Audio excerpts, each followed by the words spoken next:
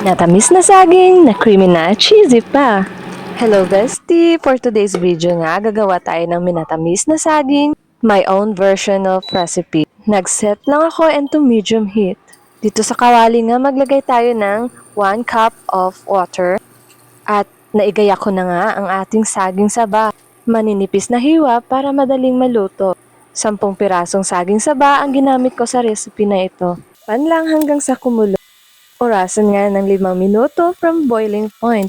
At after 5 minutes, halo-haluin lang ng konti bago natin ilagay ang ating evaporated milk na may 1 tablespoon of cornstarch. Kailangan lang talagang ma-dissolve ang cornstarch para hindi siya magbuo-buo para maging malapot ang sabaw ng minatamis na saging. Nag-add na nga din ako ng 1/4 cup of condensed milk. Mas bet ko ang hindi masyadong matamis. Pero kung gusto mo naman ng sobrang tamis, pwede mong dagdagan ng condensed milk. Hindi ko na nga na-videohan pero nag-add ako ng 1 tablespoon of butter. Pakuluan lang ng another 5 minutes at pwede na natin i-add ang ating cheese. Eto na at ready na to serve ang ating creamy and cheesy saging.